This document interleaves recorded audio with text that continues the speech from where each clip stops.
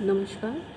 हम लोगों ने थर्ड ईयर के पेपर 1 के थर्ड यूनिट में राधा कमल मुखर्जी के जो सामाजिक मूल्य के सिद्धांत हैं उनके बारे में चर्चा करी थी अभी तक। और आज हम सोशल इकोलॉजी यानी कि सामाजिक पारिस्थितिकी के बारे में जो उनके विचार हैं उनके बारे में चर्चा करेंगे। उन्होंने 1945 में एक पुस्तक लिखी थी सोशल इकोलॉजी यानी कि सामाजिक पारिस्थितिकी, और उसमें उन्होंने अपने पारिस्थितिकी संबंधित और प्रादेशिक समाज शास्त्र संबंधित विचार व्यक्त किए थे। सामाजिक पारिस्थितिकी संबंधी विचार मुखर्जी ने अपनी किताब सोशल इकोलॉजी में स्पष्ट किए। और मुखर्जी का मानना है कि अर्थशास्त्र, जनाकीकी और प्रादेशिक समाजशास्त्र के सामान्य निष्कर्षों को पारिस्थितिकी विज्ञान के क्षेत्र में प्रयुक्त किया जा सकता है। वास्तव में मुखर्जी अर्थशास्त्री थे, ये हम पहले भी जानते हैं, और अर्थशास्त्र के क्षेत्र में उन्होंने अपने अमूल्य विचार व्यक्त किए।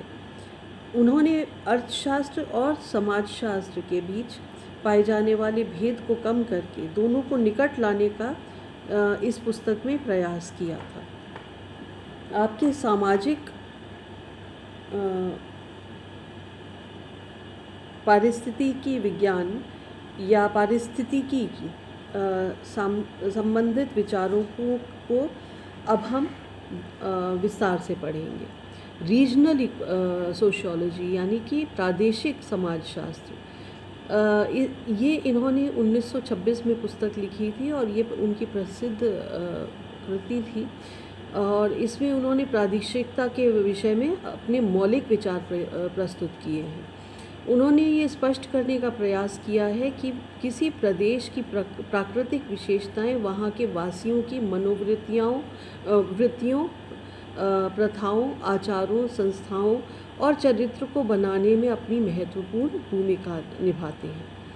आपने प्रादेशिक अर्थशास्त्र को ऐसे विज्ञान के रूप में प्रस्तुत किया है जिसका संबंध एक भौगोलिक क्षेत्र का मानव व्यवहार और मानव जीवन के बीच पाए जाने वाले प्रकार्यात्मक संबंधों के अध्ययन से है। इसमें विभिन्न प्रदेशों के लोगों के सामाजिक जीवन और उनके व्यवहारों का तुलनात्मक अध्ययन भी किया जाता है। वे प्रादेशिकता को भी मानव व्यवहार की एक विशेष अभिव्यक्ति मानते हैं जो अपने क्षेत्र विशेष की पारिस्थितिकी द्वारा प्रभावित, नियंत्रित और निर्देशित होता है। इस तरह प्रादेशिक समाजशास्त्र भी विज्ञान की एक शाखा है। मुखर्जी प्रादेशिक समाजशास्त्र के अंतर्गत जिन पक्षों के बारे में अध्ययन पर जोर देते हैं वो इस प्रकार से हैं। पहला, प्रादेशिक जीवन के जाल का अध्ययन। दूसरा, प्रदेश और प्रादेशिक समूह के संदर्भ में मानव पारिस्थितिकी का अध्ययन। तीसरा, सामाजिक प्रारूपों के प्रादेशिक आधार का अध्ययन। चौथा, आर्थिक और सामाजिक प्रारूपों के बीच अनुकूलन का अध्ययन। पांचवा, राजनीतिक संबंधों पर आर्थिक परिस्थितियों के प्रभाव का अध्ययन। और छठा, प्रादेशिक समाजशास्त्र की प्रवृत्तियों का अध्ययन। मुखर्जी के विचार में प्रत्येक प्रदेश वहाँ के निवासियों के लिए एक विशिष्ट पर्यावरण को जन्म देता है, प्रस्तुत करता है, जो समान और स्थिर होता है। साथ ही प्रत्येक प्रदेश स्पष्टतया पहचानने जाने वाली विशिष्ट प्रकार की संरचनाओं को भी जन्म देता है और विशिष्ट सामाजिक प्रारूपों को भी जन्म देता है। इस तरह मुखर्जी अपने इस नए विज्ञान में प्रदेश के लोगों को एक सांचे के रूप में मानते हैं। प्रादेशिक समाजशास्त्र के संदर्भ में मुखर्जी ने 3 सिद्धांतों को माना है। पहला, कि एक प्रदेश विशेष का प्रभाव सामाजिक, राजनीतिक, आर्थिक और वैधानिक संस्थाओं पर सामान्य रूप से पड़ता है। इस कारण से प्रादेशिक समाजशास्त्र इन सभी संस्थाओं की घुली मिली एक इकाई है। दूसरा है कि प्रादेशिक समाजशास्त्र का कार्य स्थान, कार्य और जनता यानी कि प्लेस, वर्क एंड फोक के पारस्परिक संबंधों का अध्ययन करना और उनके निष्कर्षों में से नगरों और प्रदेशों में पाए जाने वाले नए प्रकार के जीवन का अध्ययन करना भी है। और तीसरा महत्वपूर्ण कार्य है प्रादेशिक समाजशास्त्र, जो सामाजिक अनुसंधान करता है। उसका आधार सामाजिक मनोविज्ञान और सामाजिक मानवशास्त्र के ज्ञान पर निर्भर करता है। इससे निष्कर्ष निकलता है कि मुखर्जी अपने प्रदेश के साथ मानव का मात्र प्राकृतिक ही नहीं बल्कि मनोवैज्ञानिक संबंध भी मानते हैं, क्योंकि व्यक्ति को अपने जन्म स्थान के प्रति अपनत्व और लगाव होता है। इसी कारण वह वहाँ की भाषा, रहन सहन, रीति रिवाज, खान पान, जीवन का तरीका, शिल्प कला और संस्कृति को सरलता से ग्रहण कर लेता है और उस जीवन से अपना समायोजन शीघ्रता से कर लेता है। व्यक्ति का जन्म स्थल ही उसकी प्रथम पाठशाला होती है। प्रदेशों के मानव की संपूर्णता का प्रभाव का अध्ययन करना प्रादेशिक समाजशास्त्र का लक्ष्य है। यद्यपि आधुनिक समय की परिस्थितियाँ मानव जीवन को विषम बनाई जा रही हैं, फिर भी प्रदेश का प्रभाव उस पर विद्यमान रहता है। आर्थिक दृष्टि से देखें तो प्रत्येक प्रदेश का आर्थिक विकास और अवरोध दो कारणों से प्रभावित होता है।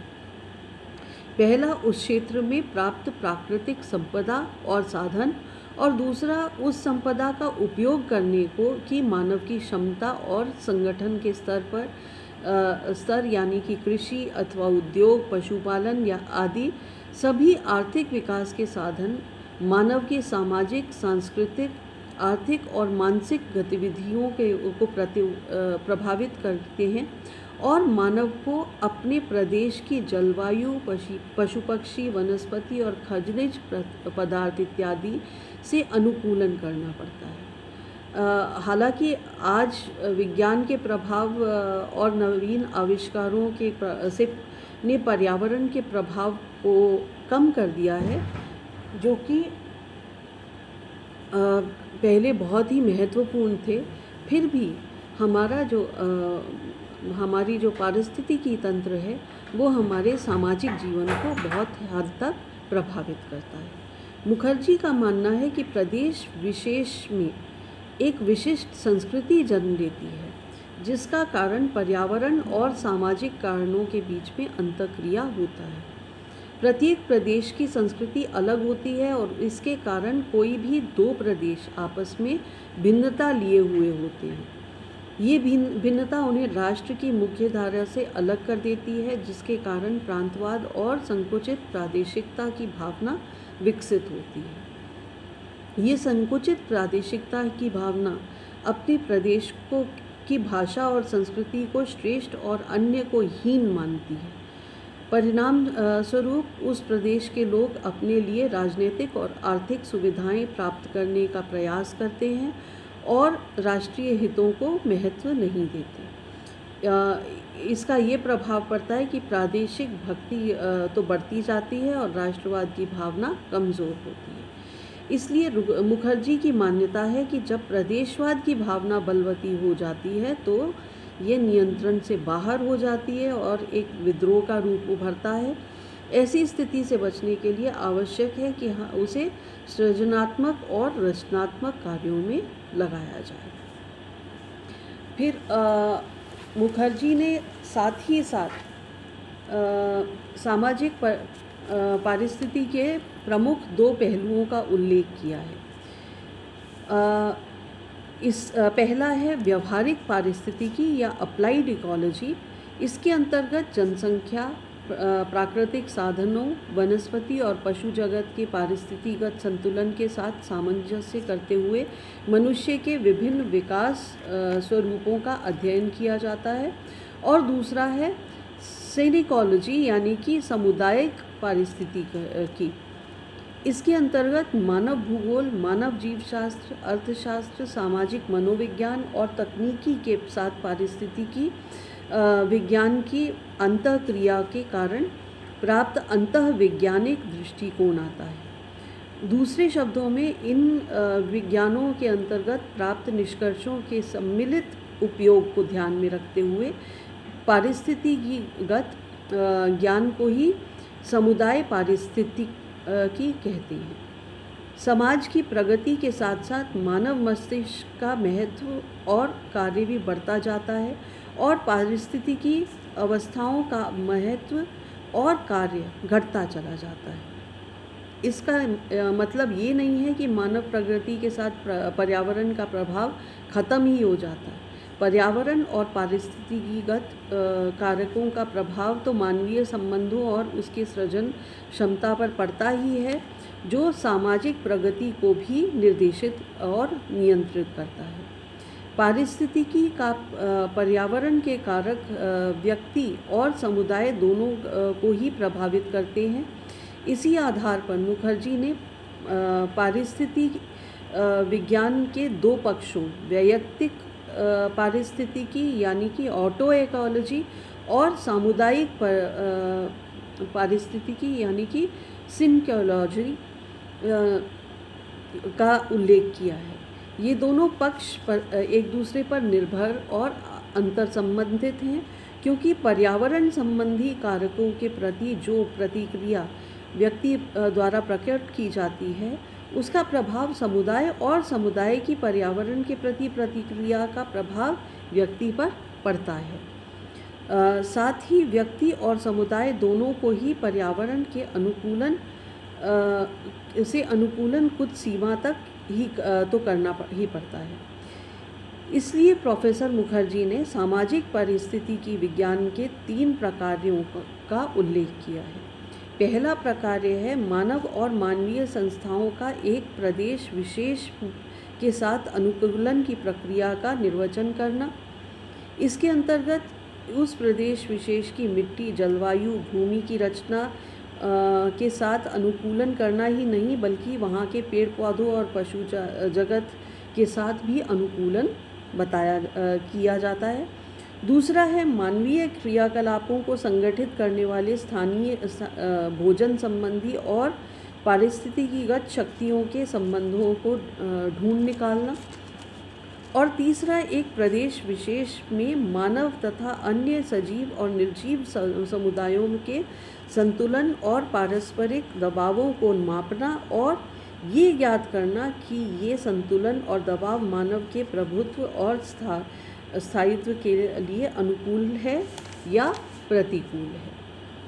अब ये सोशल इकोलॉजी जो है, ये एक बहुत ही महत्वपूर्ण विषय है आज के संदर्भ में अगर हम देखें तो, क्योंकि मनुष्य ने अपनी पारिस्थितिकी तंत्र या अपने पर्यावरण के साथ इतना खिलवाड़ किया है कि हमारा जो तालमेल है हमारे इकोलॉजी के साथ वो बिगड़ गया है। तो इसको समझने के लिए इन तरीक़ों को जानना ज़रूरी है। प्रोफेसर मुखर्जी का मत है कि पारिस्थितिकी के अंतर्गत प्राकृतिक अवस्थाओं का बहुत महत्व है, जिनके साथ मानव को आज भी अनुकूलन करना पड़ रहा है, जबकि उसने विज्ञान की सहायता से प्रकृति पर विजय अपनी घोषणा कर दी है। उनका मत है कि प्रकृति पर विजय के लिए तो भी मानव को प्रकृति का अनुसरण तो करना ही पड़ता है। इसके अभाव में प्रकृति में असंतुलन पैदा हो जाएगा, जिसके फलस्वरूप प्राकृतिक विपदाएं आने की संभावना रहती है। उदाहरण के तौर पर अनियंत्रित रूप से बांध बनाने से हिमालय की जो क्षेत्र है उसमें ये भूस्खलन और बाढ़ का जो खतरा है वो निरंतर बढ़ता चला जा रहा है। वे लिखते हैं कि जीवन के जाल के जटिल बहुविध और विस्तृत धागे जीवित विश्व के विभिन्न अंशों को एक साथ बांधते हैं और इसलिए उनमें एक सामंजस्य का बना रहना बहुत महत्वपूर्ण है। एक प्रदेश के पेड़ पौधों की निर्मम कटाई करके देखिए, या खरीफ की जगह पे रबी की फसल बोकर देखिए, या मच्छरों की बेतहाशा वृद्धि होने दीजिए, तो हम देखेंगे कि इसका विपरीत और बुरी प्रतिक्रिया क्या होगी। भारत में मच्छरों के प्रकोप से बंगाल और असम में मलेरिया खूब होता है। इन परिस्थितियों से अनुकूलन करने के लिए वहाँ की जलवायु चाय पैदा करने के अनुकूल है, जिसका सेवन करने से मलेरिया के फैलाव में रोकथाम होती है।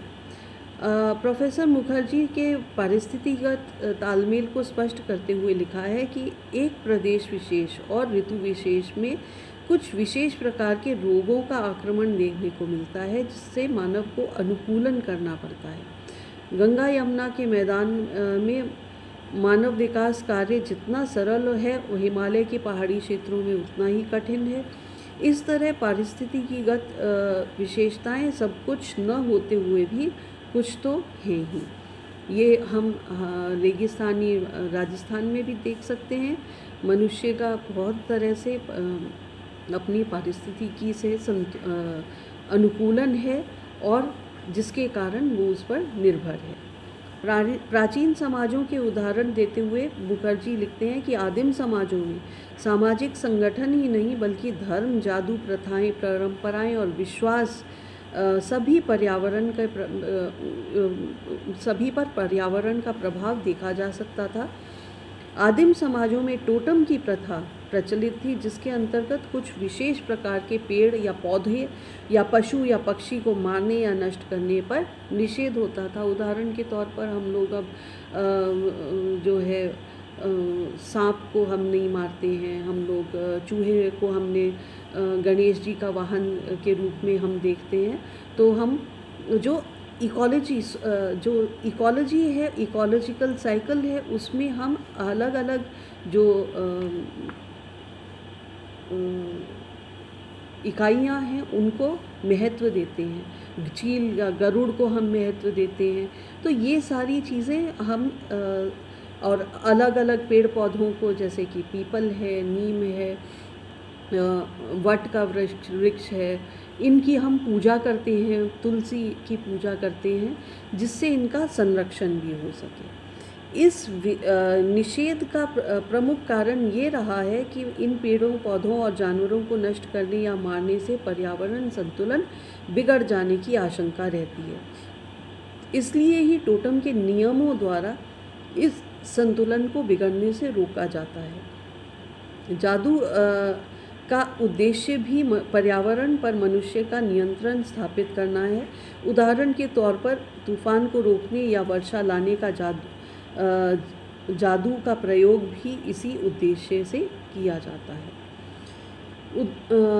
मद्रास में नीलगिरी के पहाड़ों में रहने वाली टोडा जनजाति भैंस पालन से अपना जीवन यापन करती हैं। भैंसों को ये पवित्र मानते हैं और भैंसशाला को मंदिर। भैंसों को से संबंधित कई प्रथाएं और धार्मिक कर्मकांड भी पाए जाते हैं।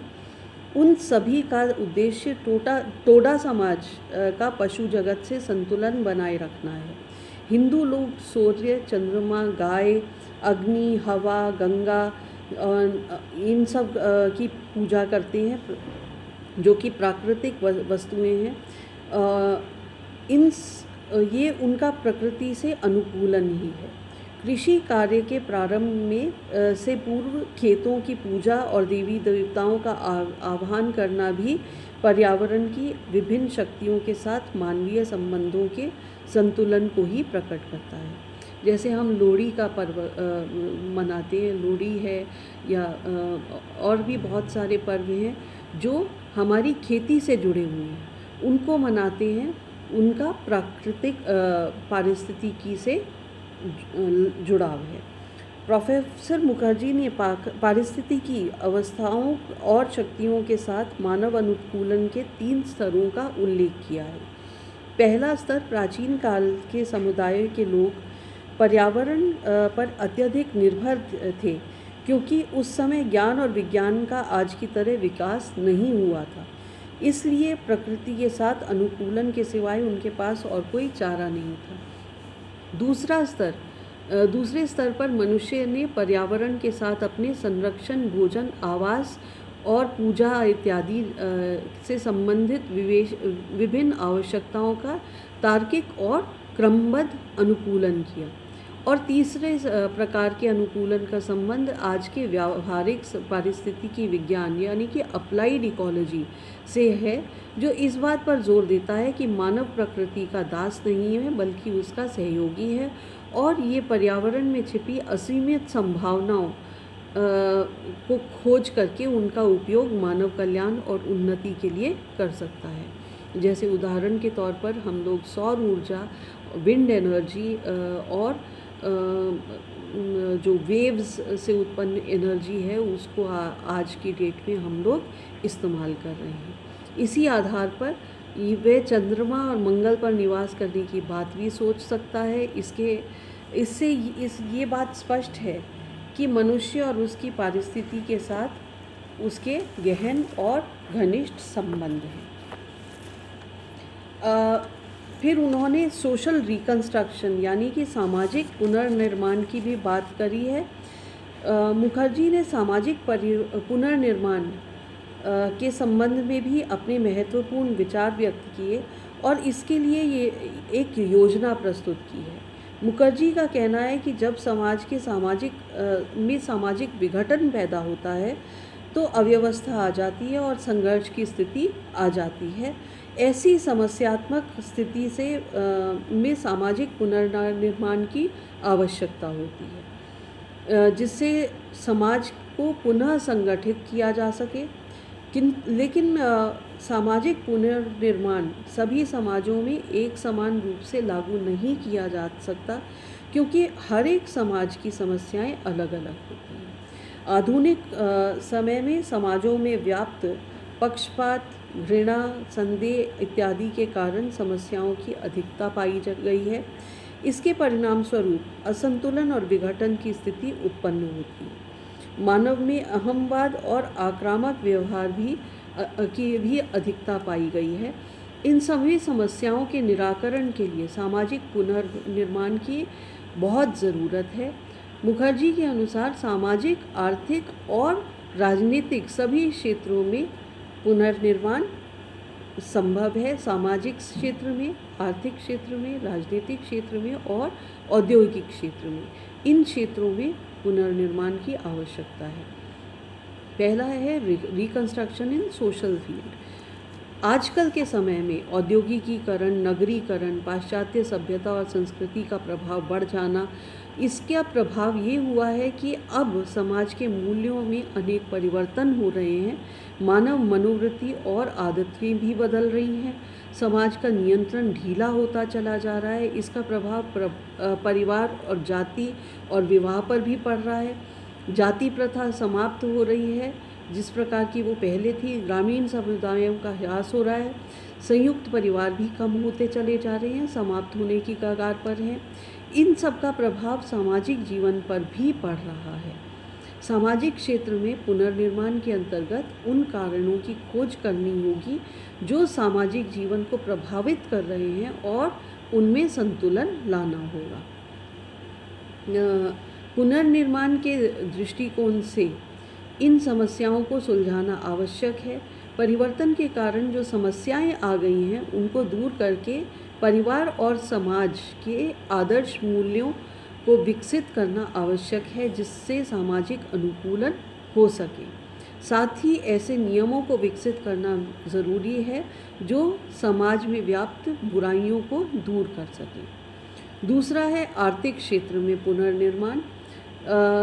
आर्थिक दृष्टि से पुनर्निर्माण बहुत ज़्यादा महत्वपूर्ण है।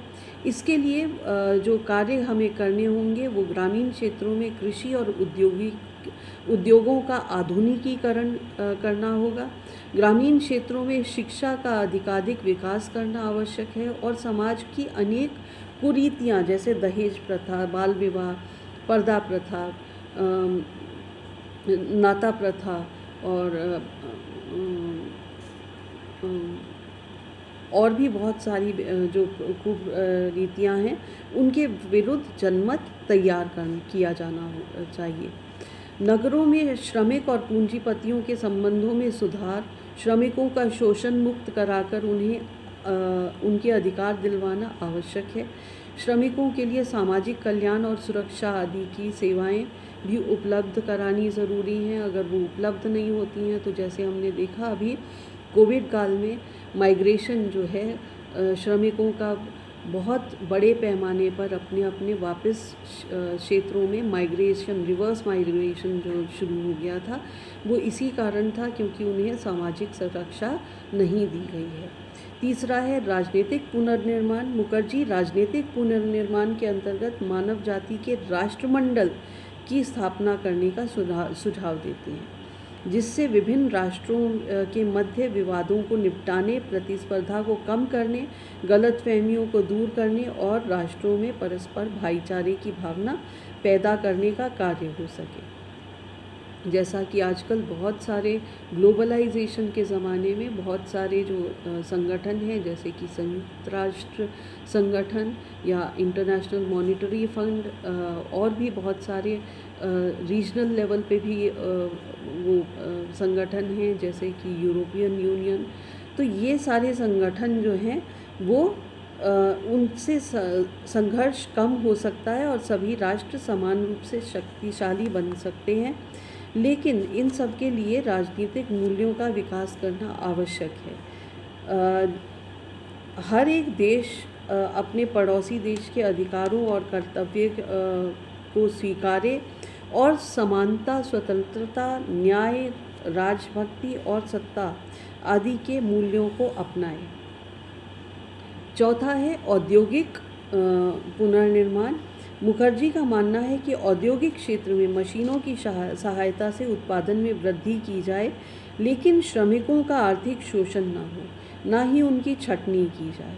इस तरह मुखर्जी मशीनों का विरोध नहीं करते, लेकिन वे श्रमिकों और मशीनों के मध्य ऐसा तालमेल चाहते हैं जिससे श्रमिकों का शोषण भी ना हो और उत्पादन में वृद्धि भी हो सके, श्रमिकों की अपनी सेवा को उचित भुगतान मिल सके और वो सुखी रह सके। इस तरह मुखर्जी ने पाश्चात्य देशों की नकल का भी विरोध करते हुए कहा है कि वहाँ का पर्यावरण जो है वो भारत के पर्यावरण से अलग है और पाश्चात्य देशों की नकल करके हम अपनी आर्थिक और सामाजिक परंपराओं की अवहेलना करेंगे, जो कि हमारी उन्नति में बाधक होगा। इस तरह मुखर्जी ने अपनी रचनाओं के माध्यम से ये कहना चाहा है कि आज जो मूल्यों का ह्रास हो रहा है, जीवन शैली में बदलाव आ रहा है, उसमें व्यक्ति की क्या भूमिका होनी चाहिए। मुखर्जी समाज विज्ञान के अग्रज हैं। वे ऐसे समाज विचारक रहे हैं जिनके विचारों का महत्व सर्वव्यापी है। वे एक दार्शनिक, विचारक और रहस्यवादी समाज विज्ञानी के रूप में सर्वमान्य है। तो ये हमने डिस्कस किया राधा कमल मुखर्जी द्वारा जो उनकी अवधारणा दी गई थी सामाजिक पारिस्थितिकी और सामाजिक मूल्यों की अवधारणा। दूसरे जो महत्वपूर्ण विचारक हैं राधा कमल मुखर्जी, उनके बारे में हम विस्तार से अगली बार चर्चा करेंगे। उससे पहले हम सामाजिक पारिस्थितिकी के बारे में जो राधा कमल मुखर्जी के विचार हैं उसको एक बार पुनः अगली क्लास में दोबारा से लेंगे। धन्यवाद।